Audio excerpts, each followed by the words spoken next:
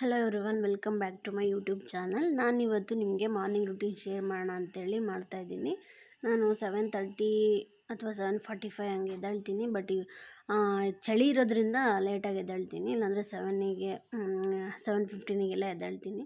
ನಾನು ಇವತ್ತು ಸ್ವಲ್ಪ ಲೇಟ್ ಆಗಿದ್ದರಿಂದ ಉಪ್ಪಿಟ್ಟು ಮಾಡ್ತಾಯಿದ್ದೀನಿ, ಮತ್ತು ವ್ಲಾಗ್ ಕೂಡ ಶೂಟ್ ಮಾಡ್ತಿರೋದ್ರಿಂದ ಸ್ವಲ್ಪ ಟೈಮ್ ಜಾಸ್ತಿ ಬೇಕಾಗುತ್ತೆ ಅಂತೇಳ್ಬಿಟ್ಟು ಕ್ವಿಕ್ಕಾಗಿ ಆಗೋದೇನಿದೆಯೋ ಅದು ಮಾಡ್ತಾಯಿದ್ದೀನಿ.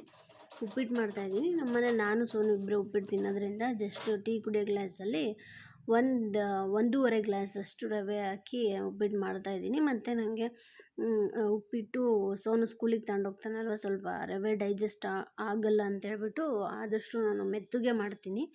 ಸಬ್ಬಕ್ಸಿಗೆ ಸೊಪ್ಪು ಇರಲಿಲ್ಲ ಅಂತ ಕೊತ್ತಂಬರಿ ಸೊಪ್ಪೆ ಹಾಕ್ತಾಯಿದ್ದೀನಿ, ಫ್ಲೇವರ್ ಕೂಡ ಚೆನ್ನಾಗಿ ಬರುತ್ತೆ.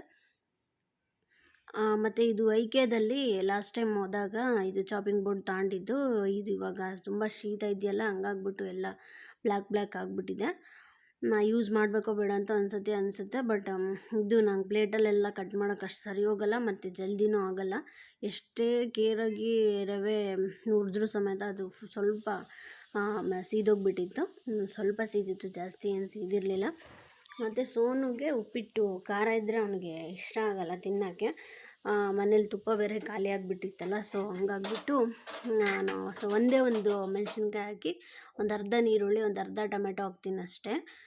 ಸ್ವಲ್ಪ ಕ್ವಾಂಟಿಟಿಯಲ್ಲಿ ಮಾಡೋದ್ರಿಂದ ಆದಷ್ಟು ಸ್ವಲ್ಪ ತರಕಾರಿ ಹಾಕ್ತೀನಿ, ಯಾಕಂದರೆ ರವೆಗಿಂತ ಜಾಸ್ತಿ ತರಕಾರಿ ಸಿಕ್ಕರೆ ಅವನಿಗೆ ತಿನ್ನೋಕೆ ಇಷ್ಟ ಆಗಲ್ಲ. ಮತ್ತು ಬರೀ ಅದನ್ನೇ ಆರಿಸಿಟ್ಟು ಬರೀ ಉಪ್ಪಿಟ್ಟು ಮಾತ್ರ ತಿನ್ನೋಕೆ ನೋಡ್ತಾನೆ. ಅದಕ್ಕೆ ಸ್ಕೂಲಿಗೆ ತಗೊಂಡೋಗೋದಲ್ವ, ಹಂಗಾಗಿ ಅವನಿಗೆ ಯಾವ ಥರ ಇಷ್ಟನೋ ಅದೇ ಥರ ಮಾಡಿದೆ. ನೋಡ್ತಾ ಇರ್ಬೋದು ನೀವು, ನಾವು ಗಡಿಯಾರ ಅಲ್ಲಿ 9 ಗಂಟೆ ತೋರಿಸ್ತಿದ್ದೆ, ಬಟ್ ಇದು 10 ಮಿನಿಟ್ಸ್ ಮುಂದೆ ಇದೆ. ಒಂದು 8:45 ಆಯಿತು, ಇನ್ನೂ ಎದ್ದಿಲ್ಲ ಇವನು. ಕಾಡಿ ಬೇಡಿ ಎಬ್ಬರಿಸ್ಬೇಕು. ಬೆಳಗ್ಗೆ ಹೊತ್ತು ಇದೆ ಒಂದು ದೊಡ್ಡ ಪ್ರಾಬ್ಲಮ್ಮು. ತಿಂಡಿ ಎಷ್ಟೋ ಕ್ವಿಕ್ಕಾಗಿ ಮಾಡಿಬಿಡ್ತೀನಿ, ಇವನ್ನ ಎಬ್ಬರಿಸಿ ರೆಡಿ ಮಾಡೋದು ಸ್ವಲ್ಪ ಟೈಮ್ ಹಿಡಿಯುತ್ತೆ ನನಗೆ. ಎಷ್ಟು ಎಬ್ಬರಿಸಿದ್ರೆ ಎದ್ದೇಳೋದಿಲ್ಲ. ಮೊದಲು ಎದ್ದೇಳ್ತಾನೆ, ಬೇಸಿಗೆಯಲ್ಲೆಲ್ಲ ಎದ್ದೇಳ್ತಿದ್ದ, ಬಟ್ ಇವಾಗ ಸ್ವಲ್ಪ ಚಳಿ ಇರೋದ್ರಿಂದ ಸ್ವಲ್ಪ ಹಠ ಮಾಡ್ತಾನೆ ಎದ್ದೇಳೋಕ್ಕೆ. ಎದ್ಮೇಲೆ ರೆಡಿ ಆಗ್ತಾನೆ ಫಾಸ್ಟಾಗಿ. ಇವತ್ತು ಆಲ್ರೆಡಿ 9:15ಗೆ ಬಂದುಬಿಡುತ್ತೆ ವ್ಯಾನು. ಫುಲ್ಲು ಟೈಮ್ ಆಗಿಬಿಟ್ಟಿದೆ, ಏನು ಮಾಡಿದ್ರು ಎದ್ದೇಳ್ತಿಲ್ಲ. ಅದಕ್ಕೆ ಅವನು ಒಂದೇ ಸತಿ ಎಬ್ಬರಿಸಿ ಬಾತ್ರೂಮಿಗೆ ಕರ್ಕೊಂಡು ಹೋದ್ರೆ ಆಯ್ತು ಅಂತೇಳ್ಬಿಟ್ಟು ಫಸ್ಟು ಲಂಚ್ ಬ್ಯಾಗ್ ರೆಡಿ ಮಾಡೋಣ ಅಂಥೇಳಿ ಲಂಚ್ ಬಾಕ್ಸಿಗೆಲ್ಲ ಟಿಫನ್ ಹಾಕಿ ಬಾಟ್ಲಿಗೆಲ್ಲ ನೀರು ತುಂಬಿಡ್ತಾಯಿದ್ದೀನಿ. ಇತ್ತೀಚೆಗೆ ವಿಂಟರ್ ಆಗಿರೋದ್ರಿಂದ ನೀರೇ ಕುಡಿತಾ ಇಲ್ಲ, ಮತ್ತು ಎಲ್ಲಿ ಡಿಹೈಡ್ರೇಷನ್ ಆಗುತ್ತೋ ಅಂತ ಅನಿಸ್ತಿದೆ. ಪೇರೆಂಟ್ಸ್ ಮೀಟಿಂಗ್ ಕರೆದಿಲ್ಲ, ಇವ್ರ ಸ್ಕೂಲಲ್ಲಿ ಕರೆದ್ರೆ ಇದೊಂದು ಹೇಳ್ಬೇಕು, ಮಕ್ಕಳು ನೀರು ಕುಡಿಯೋದ್ರ ಬಗ್ಗೆ ಸ್ವಲ್ಪ ಕೇರ್ ಮಾಡಿ ಅಂತ. ಇವಾಗ ಎಬ್ಬರಿಸ್ಕೊಂಡು ಕರ್ಕೊಂಬಂದೆ. ಇನ್ನೂ ಬಿಟ್ಟಿದ್ರೆ ಇನ್ನೂ ಮಲ್ಕೊಂತಿದ್ದ ಅವನು. ಅಷ್ಟು ಬುಕ್ ಇಟ್ಟೀನಿ.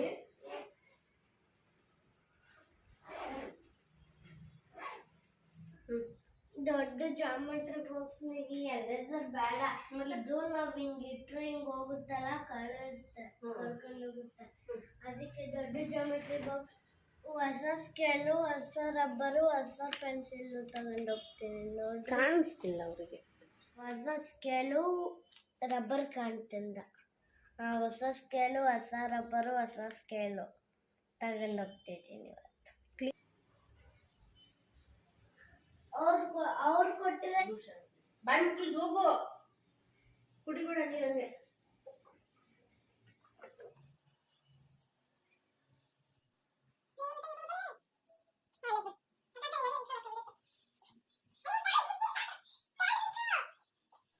ಲೇಟ್ ಬೇರೆ ಆಗಿತ್ತು, ಮತ್ತು ನಾನು ಲಂಚ್ ಬ್ಯಾಗಿಗೆ ಒಳಗಿಡೋಕ್ಕೆ ನ್ಯಾಪ್ಕಿನ್ ಹುಡುಕ್ತಾ ಇದ್ದೆ, ಸಿಗ್ತಾನೆ ಇರಲಿಲ್ಲ. ಅದಕ್ಕೆ ನೀನು ಯೂನಿಫಾರ್ಮ್ ಅಕ್ಕ ಅಂತ ಹೇಳಿದೆ. ಇವ್ನು ನೋಡಿದರೆ ನೈಟ್ ಪ್ಯಾಂಟ್ ಮೇಲೇ ಚಡ್ಡಿ ಹಾಕೊಂಬಿಟ್ಟಿದ್ದ. ಸೊ ಅದನ್ನು ಬಿಡಿಸಿ ಟೈ ಹಾಕಿ, ಬೆಲ್ಟ್ ಏನು ಅವಶ್ಯಕತೆ ಇಲ್ಲ, ಬೇರೆಯವರಿಗೆಲ್ಲ ದೊಡ್ಡ ದೊಡ್ಡ ಸೈಜಿನ ಯೂನಿಫಾರ್ಮ್ ಕೊಟ್ಬಿಟ್ಟಿದ್ದಾರೆ. ಅವರೆಲ್ಲ ಮತ್ತೆ ಸ್ಟಿಚ್ ಮಾಡಿಸಿ ಕರೆಕ್ಟು ಮೆಷರ್ಮೆಂಟಿಗೆ ಹಾಕಿ ಕಳಿಸ್ತಾ ಇದ್ದಾರೆ. ಬಟ್ ಇವನಿಗೆ ಕರೆಕ್ಟ್ ಆಯಿತು, ಎಲ್ಲ ನೀಟಾಗಿ ತೊಳೆದು ಹಾಕಿದೆ, ಚೆನ್ನಾಗಿ ಕಾಣ್ತಿತ್ತು. ಮತ್ತು ಚಡ್ಡಿ ಒಂದು ಸ್ವಲ್ಪ ಲೆಂತು ದೊಡ್ಡದಾಯಿತು. ನನಗೆ ಚಡ್ಡಿಗಿಂತ ಪ್ಯಾಂಟ್ ಕೊಟ್ಟಿದ್ದರೆ ಇನ್ನೂ ಬೆಸ್ಟ್ ಅಂತ ಅನಿಸ್ತಿತ್ತು, ಯಾಕಂದರೆ ಕಾಲು ಫುಲ್ಲು ಕವರ್ ಆಗುತ್ತೆ. ಇವರು ಅಲ್ಲಿ ಇಲ್ಲಿ ಓಡಾಡೋದು ಬಿಸಿಲಿಗೆಲ್ಲದಕ್ಕೂ ಕರೆಕ್ಟ್ ಇರ್ತಿತ್ತು. ಮತ್ತು ಕೋಟ್ ಬೇರೆ ಕೊಟ್ಟಿದ್ದಾರೆ. ಇನ್ನೂ ID ಕಾರ್ಡ್ ಕೊಟ್ಟಿಲ್ಲ, ಅದು ಯಾವಾಗ ಕೊಡ್ತಾರೋ ಗೊತ್ತಿಲ್ಲ.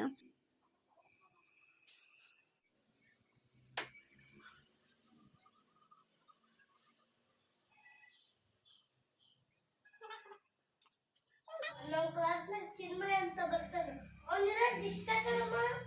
ಫಸ್ಟ್ ಸ್ಟ್ಯಾಂಡರ್ಡ್ ಹ್ಮ್. ಕುತ್ಕ ಸತ್ಸತ್ತಿ ಈ ಬೈ ಅವನಿಗೆ ಬ್ಯಾಗ್ಗಳೆಲ್ಲ ಕೊಟ್ಟಿದ್ದಾರೆ. ಅವ್ನ ಲಂಚ್ ಬ್ಯಾಗು ಬೇರೆ ತರ್ತಾನೆ. ಹೌದಾ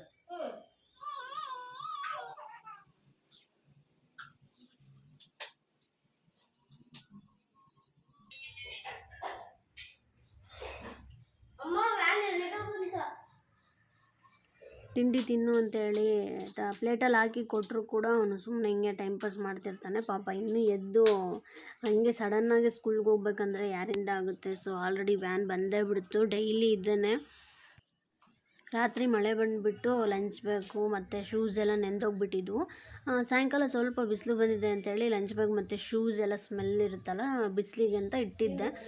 ರಾತ್ರಿ ಮಳೆ ಬಂದಾಗ ಅದು ತೆಗಿಯೋದು ಮರ್ತೇ ಬಿಟ್ಟಿದ್ದೆ. ಹಂಗಾಗಿ ಶೂ ಮತ್ತು ಲಂಚ್ ಬ್ಯಾಗ್ ಎಲ್ಲ ಇದು ಏನಪ್ಪ ನೆಂದೋಗ್ಬಿಟ್ಟಿತ್ತು. ಇವಾಗ ಮತ್ತೆ ಬೇರೆ ಶೂಸ್ ಹಾಕಿ ಲಂಚ್ ಬ್ಯಾಗು UKG ಇತ್ತಲ್ವ ಅದನ್ನೇ ಹಾಕಿ ಕಳಿಸ್ದೆ. ಆಲ್ಟರ್ನೇಟಿವ್ ಆಗಿ ಒಂದಿದ್ದರೆ ಅಷ್ಟು ಹೆಲ್ಪ್ ಆಗುತ್ತೆ. ಮತ್ತು ಇವಾಗೆಲ್ಲ ಬಿಸಿಲಿಗೆ ಒಣಗಿಬಿಟ್ಟು ಇವಾಗ ಮನೆ ಕ್ಲೀನ್ ಮಾಡೋಕ್ಕೆ ಶುರು ಮಾಡಿದೆ. ಇದೆಲ್ಲ ಬ್ಲ್ಯಾಂಕೆಟು ಬೆಳಗ್ಗೆ ಹೆಂಗೆ ಬೇಕು ಹಂಗೆ ಇಟ್ಟಿರ್ತೀವ. ಹೋಗಿ ಅರ್ಜೆಂಟಲ್ಲಿ ಅವನಿಗೆ ಫಸ್ಟು ಅವನು 9:15 ಹೋಗ್ಬಿಟ್ರೆ ನಾನು ಫಸ್ಟು ಮನೆ ಎಲ್ಲ ಕ್ಲೀನ್ ಮಾಡೋದೇ ನನ್ನ ಮೊದಲನೇ ಕೆಲಸ. ನೀವೇ ನೋಡ್ತಿರ್ಬೋದು ನಾನು ಎಷ್ಟು ಸತಿ ಇಟ್ರೂ ಅದು ಸುಮ್ಮನೆ ಪುತು ಬೀಳ್ತಾನೆ ಇದೆ. ನಾವಿರೋ ಮನೆಯಲ್ಲಿ ಕಬೋರ್ಡ್ ಎಲ್ಲ ಅಂತಾರೆ ಏನು ಎಕ್ಸ್ಟ್ರಾ ಕೊಟ್ಟಿಲ್ಲ. ಮತ್ತು ಶೆಲ್ಫ್ಸು ಕೂಡ ಏನೂ ಇಲ್ಲ. ಮತ್ತು ಸಾಮಾನು ಬೇರೆ ಭಾಳ ಮಾಡ್ಕೊಂಬಿಟ್ಟಿದ್ದೀವಿ. ನನಗಂತೂ ಇದು ನೋಡಿದರೆ ಯಾವ ಕಡೆಯಿಂದ ಕ್ಲೀನ್ ಮಾಡಬೇಕಪ್ಪ ಅಂತ ಒಂದೊಂದು ಸತಿ ಅನಿಸುತ್ತೆ. ನಾನು ಫಸ್ಟು ರೂಮ್ ಕ್ಲೀನ್ ಮಾಡಿಬಿಡ್ತೀನಿ. ಬೆಡ್ಶೀಟ್ಸ್ ಎಲ್ಲ ಮಡಚಿಟ್ಟು ಅವು ಇಡಬೇಕಾಗಿರೋ ಜಾಗದಲ್ಲೆಲ್ಲ ಇಟ್ಟು ಬೆಡ್ಡೆಲ್ಲ ನೀಟಾಗಿ ಕೊಡೋಗ್ಬಿಟ್ಟು ನೀಟಾಗಿ ಅದನ್ನೆಲ್ಲ ಬೆಡ್ ಸ್ಪ್ರೆಡ್ ಎಲ್ಲ ಕರೆಕ್ಟಾಗಿ ಮಾಡಿದರೆ ನಂಗೆ ಸಮಾಧಾನ. ಆಮೇಲೆ ನಾನು ಹಾಲು ಮತ್ತು ಕಿಚನ್ ಎಲ್ಲ ಕ್ಲೀನ್ ಮಾಡ್ಕೊತೀನಿ. ಅಡುಗೆ ಮನೆ ಏನಷ್ಟು ನಾನು ಜಾಸ್ತಿ ಗಲೀಜು ಮಾಡ್ಕೊಳಕ್ಕೆ ಹೋಗಿರಲ್ಲ. ಯಾಕಂದರೆ ಏನು ಐಟಮ್ ಬೇಕೋ ಅದನ್ನು ಅಟ್ ಎ ಟೈಮ್ ತೊಗೊಂಡು ಅಲ್ಲೇ ಮತ್ತೆ ಅದೇ ಪ್ಲೇಸಿಗೆ ಇಡೋದ್ರಿಂದ ಅಡುಗೆ ಮನೇಲಿ ಏನೂ ಅಷ್ಟು ಕೆಲಸ ಇರಲ್ಲ. ರೂಮಲ್ಲಿ ಯಾಕಂದರೆ ಇವರಿಬ್ಬರು ಲೇಟಾಗಿ ಎದ್ದೇಳ್ತಾರೆ. ಸೋನು ಲೇಟಾಗಿ ಎದ್ದೇಳ್ತಾನಲ್ವ, ಬ್ಲ್ಯಾಂಕೆಟ್ ಎಲ್ಲ ಹಂಗೆ ಇರುತ್ತೆ. ಅದಕ್ಕೆ ಕಸ ಹೊಡೆಯೋಕ್ಕೂ ಮುಂಚೆ ಫಸ್ಟ್ ಅದೆಲ್ಲ ಕೊಡುವಿ. ಸೋಫಾ ಎಲ್ಲ ಕೊಡುತ್ತೀನಿ. ನಮ್ಮದು ಕುಷನ್ ಸೋಫಾ ಆಗಿರೋದ್ರಿಂದ ಡೈಲಿ ಅದನ್ನು ಕೊಡಲೇಬೇಕು.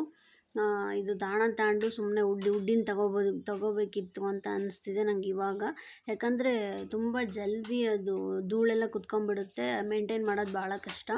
ಸೋಫಾ ಎಲ್ಲ ಕೊಡ್ವಿದ್ದಾದಮೇಲೆ ಟೀಪಾಯ್ ಮತ್ತು ಫ್ರಿಜ್ಜು ಇದೆಲ್ಲ ಡೈಲಿ ನಾನು ಒರೆಸ್ತೀನಿ. ಯಾಕಂದರೆ ನಮ್ಮದು ಮಿರರ್ ಫಿನಿಶ್ ಇರೋದ್ರಿಂದ ಎಷ್ಟು ನಾವು ಡೈಲಿ ಕ್ಲೀನ್ ಮಾಡ್ತಿದ್ರು ಕೂಡ ಅದ್ರ ಮೇಲೆ ಧೂಳು ಕೂರುತ್ತೆ.